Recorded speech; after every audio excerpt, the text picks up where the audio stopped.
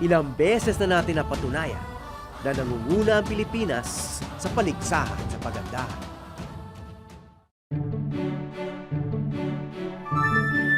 Bago pa man nagkaroon ng Miss Universe, matagal nang may Miss Philippines.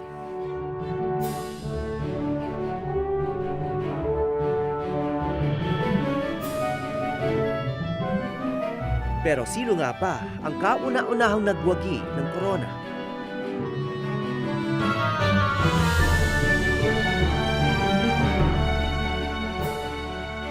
Sino nga ba ang unang reyna?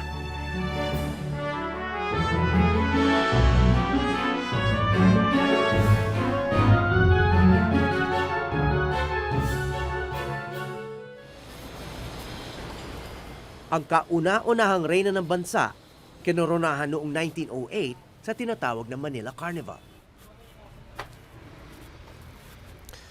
Naghahunting lang ako dito ng bakas ng Manila Carnival. Baka raw meron dito. Oh, Ricky Reyes.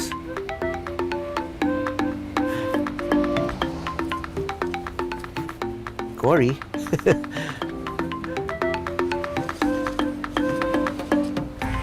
Wala talagang luma rito. Masyadong bago.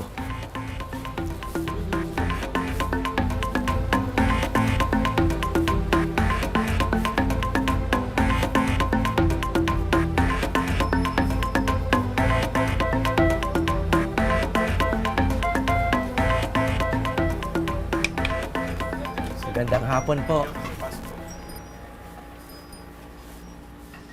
Dito ba yung mga lumang litrato? Nandito pa sir, ng side po na to.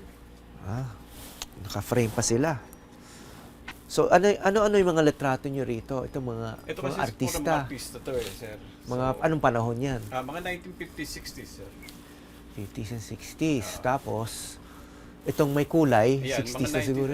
60s, 70s, Sino to? Si Maggie de la Riva sir, tsaka si FPJ. si FPJ.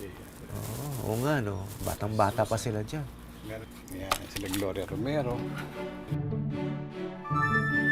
Tapos, ito mas luma pa. Yan kasi sir, yan mga queen yan, mga piyesta dati yan sir. Anong dekada to? Mga 1930s din po sila 1930s. Kahilera ng mga artista ang mga litrato ng mga unang beauty queens ng bansa. Noong araw pa, iniidolo na sila.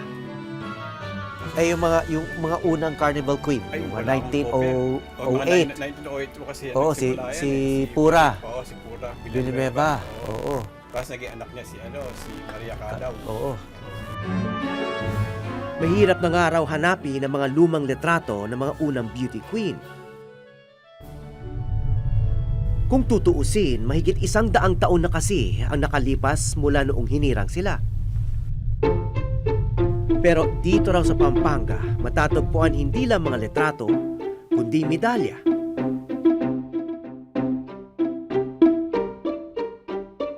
Corona. At maging ang program mula sa kauna-unahang pambansang beauty pageant.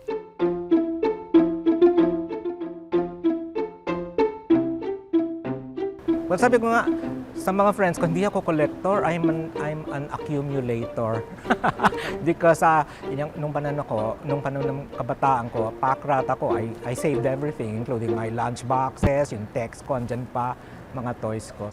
So these are the types of coupons. Kwento ni Alex, una niya natuklasan ang Manila Carnival at ang mga reyna nito, hindi sa Pilipinas, kundi sa Thailand, kung saan siya minsan nagtrabaho. Sa Chatuchak Market, ito yung pinakamalaking flea market sa Southeast Asia na nasa Bangkok. Nakita ko yung isang picture ng isang babae na, uy, Miss Philippines. I remember the name. I still have it. So that got me hooked. And then, nang bumalik ako sa Philippines, yung pinakita ko sa friend ko, sabi niya, uy, magandang kolektahin yan.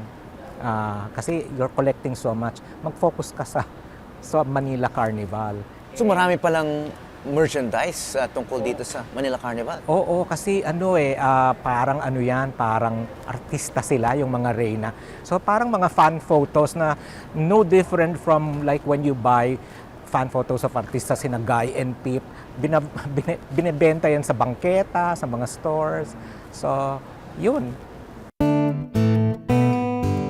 Mula sa isang litrato, lumaki ang kanyang koleksyon hanggang umabot ito sa mahigit 4,000 memorabilia. Kasi these are photo postcards, you can mail them. No? So at that time, 1908, parang Oh, yeah. may In a way, yes. And this is one of the first carnival queens from the Northern Highland. The first, in fact, si Chinus Giray. She is an Ibaloy. Giray? Giray, yes. That's her Christian name is Evelyn. She is an Ibaloy from Benguet. ano yung title niya ulit? She is the Benguet Carnival Queen of 1915. So, may carnival queen para sa probinsya. Yes. Kasi, sabi nila, if we have a national fair, we should also have provincial fairs. And she caused a sensation when she went down to Manila kasi naka-Igorot costume sila.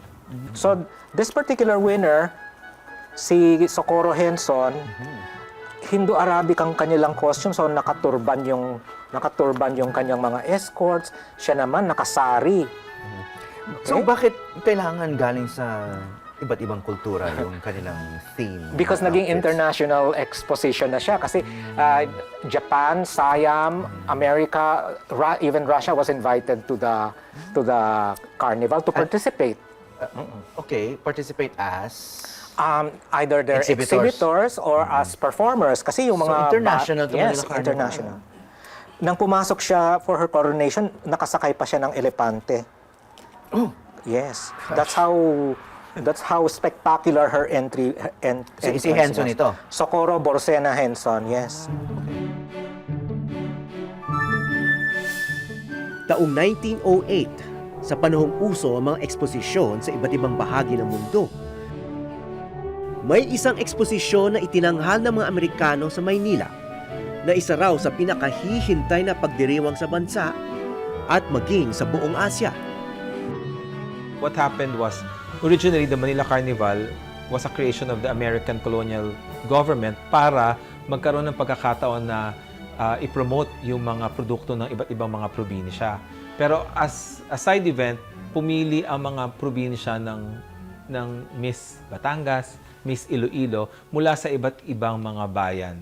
So inisip ng mga Amerikano na gumawa ng gimmick na pagpapatuloy taon-taon upang maging mahinahon at magkaroon ng konsepto ng unity ang pagiging Pilipino. So, kinreate nila yung Manila Carnival as the centerpiece event, not only to promote the cultures, but also to have a sense of what is being Philippine. Sa Wallace Field na ngayon bahagi ng Luneta Park, pinagtipon-tipon ang mga produkto ng iba't ibang probinsya ng Pilipinas. Tulad ng mga engranding pista, pumarada rin sa Manila Carnival ang magagarbong mga float. Pero ang pinakatampok ng karnabal ang pagtanghal sa tinatawag na Carnival Queens. People aspire to have a carnival queen coming out of their towns or villages or provinces because it will call attention not only to their families but to the provinces and towns that they represent. Tapos, dahil wala namang internet noong mga panahon na yun, wala pang television, whatever event happens during that time, yung national event, in the case of Carnival Queen, yun na nga lumalabas sa mga newspapers, yun ang lumalabas sa mga film reels na pinapalabas sa mga first run, second run, third run cinema. Nakasentro yung pagkakahalal sa isang Miss Philippines o para sa isang Carnival Queen, nakikilala siya sa buong Pilipinas.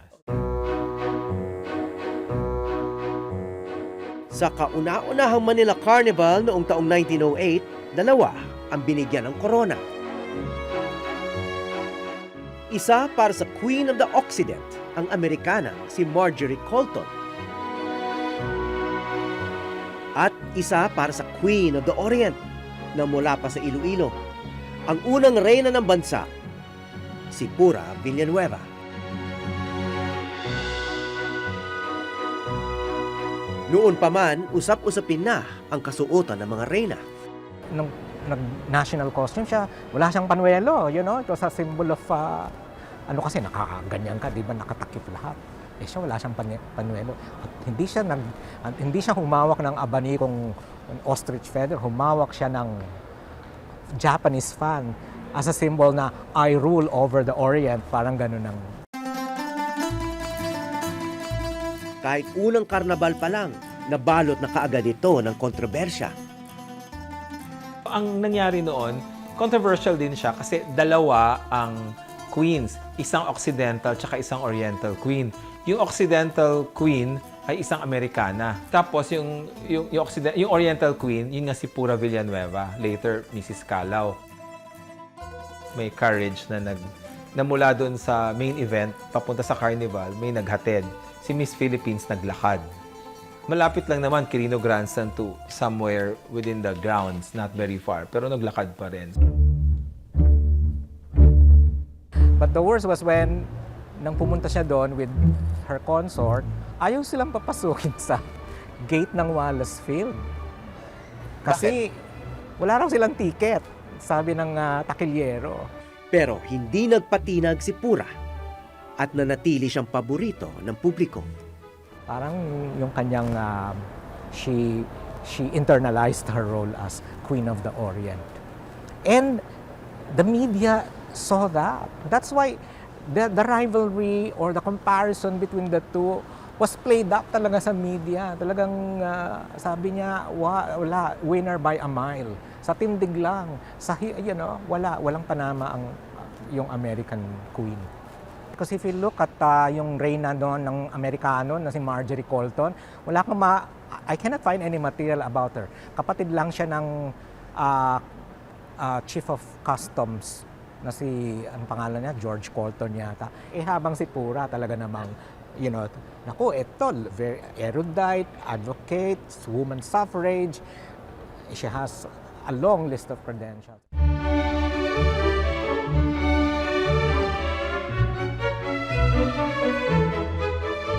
Ang Maria Clara na imahe ng mga kababaihan, unti-unting binago ni Pura Villanueva. Dahil hindi lang ganda ang taglay ng unang reyna, kundi tapang at paninindigan para mabago ang landas ng mga kababaihan sa bansa.